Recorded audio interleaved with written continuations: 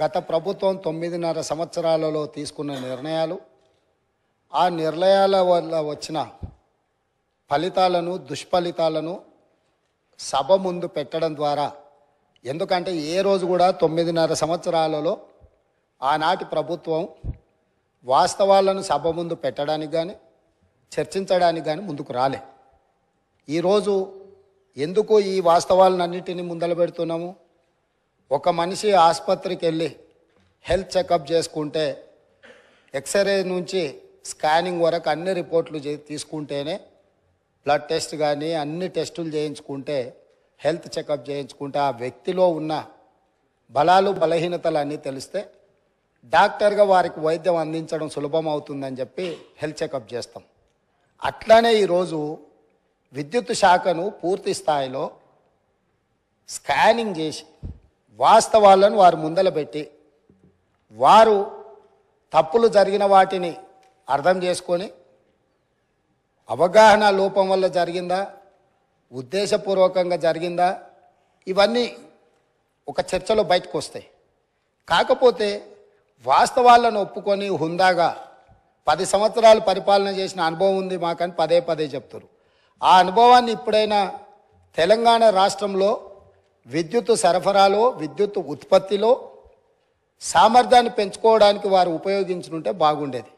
నేను సూటిగా 3 అంశాలను ప్రస్తావించదలుచుకున్నా. మాజీ మంత్రి జగదీశ్వర్ రెడ్డి గారు ప్రభుత్వానికే సవాల్ విసిరిండ్రు, మీరు విచారణకు ఆదేశించండి, మేము సిద్ధంగా ఉన్నామని. నేను వారిని మనస్ఫూర్తిగా స్వాగతిస్తున్నా.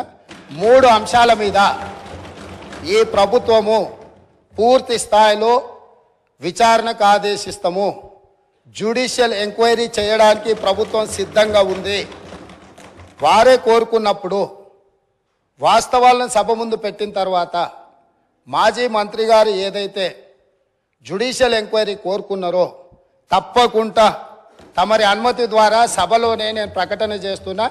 3 అంశాల మీద జ్యుడిషియల్ ఎంక్వైరీకి మా ప్రభుత్వం సిద్ధంగా ఉన్నది అని చెప్పి ఈ సందర్భంగా తెలియజేస్తూ, ఆ 3 అంశాలకు సంబంధించి తెలంగాణలో కాలిపోతున్న మోటార్లు, పేలిపోతున్న ట్రాన్స్ఫార్మర్లు, ఆత్మహత్యలు చేసుకుంటున్న రైతులు, ఇది ఒక పెద్ద సెంటిమెంట్ విద్యుత్తు అనేది. ఈ ప్రజల యొక్క సెంటిమెంటును ఏ రకంగా గత ప్రభుత్వము ఆర్థిక ప్రయోజనాల కోసము వినియోగించుకున్నదో ఈ అంశాలు ఈరోజు బయటికి రావాల్సి ఉన్నది. అందులో భాగంగానే ఛత్తీస్గఢ్ ఒప్పందం. మన రాష్ట్రంలో విద్యుత్తు ఉత్పత్తి సరిపోవడం లేదు, అత్యవసరంగా మన అవసరాలు తీర్చాల్సిన అవసరం ఉన్నది. కాబట్టి ఏ టెండర్లు లేకుండానే డైరెక్ట్గా మేము ఆ ఛత్తీస్గఢ్ ప్రభుత్వానికి సంబంధించిన ప్రభుత్వ సంస్థతో తెలంగాణ రాష్ట్ర ప్రభుత్వం డిస్కాంలు ఒప్పందం చేసుకుంటున్నాయని ఆ రోజు ఇదే సభలో, ఈ ఒప్పందాలతో వేల కోట్ల రూపాయల భారం పడబోతుంది, ఈ భారాన్ని తెలంగాణ ప్రజలు భరించలేని పరిస్థితికి దారితీస్తుంది, ఈఆర్సీ ముందల మేము ఫిర్యాదులు చేయడమే కాకుండా మా వాదనలు వినిపించినాం. ఈ సభలో ఆనాటి ముఖ్యమంత్రి చంద్రశేఖరరావు గారికి మేము చెప్పే ప్రయత్నం చేస్తే మార్షల్స్ను పెట్టి మమ్మల్ని బయటికి గెంటేసి ఆ రోజు ఛత్తీస్గఢ్తోని తెలంగాణ రాష్ట్ర ప్రభుత్వం ఒప్పందం చేసుకుంది.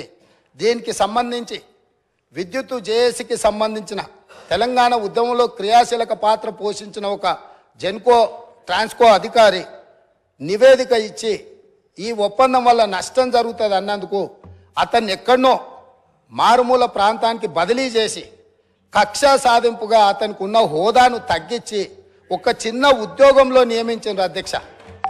వారు ఇక్కడ సభ్యుడు కాదు కాబట్టి వారి పేరు తీసుకుంటలేను.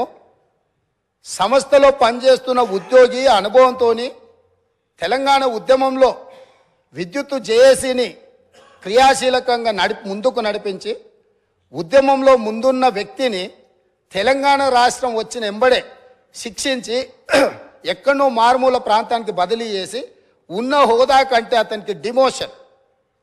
తెలంగాణ ఉద్యమంలో పాల్గొన్న వాళ్ళు తెలంగాణ రాష్ట్ర సాధనలో క్రియాశీలక పాత్ర పోషించిన వాళ్ళను మనం సమర్థించి అవసరమైతే ప్రమోషన్ ఇవ్వాలి. ఒకవేళ ప్రమోషన్ ఇవ్వడానికి మీకు మనస్కరించకపోతే ఉన్న హోదాలనైనా ఉంచాలి.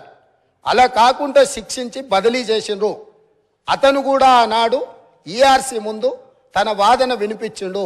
ఆ వాదనను పెడచెవిన పెట్టి ఛత్తీస్గఢ్ ఒప్పందం చేసుకున్నారు. ఈ ఛత్తీస్గఢ్ 1000 మెగావాట్ల ఒప్పందం 3/11/2014 నాడు ఏదైతే ఒప్పందం మీద సంతకం చేసిండ్రో ఈ నివేదికలోనే ఉంది, నేను కొత్తదేం చెప్పడం లేదు.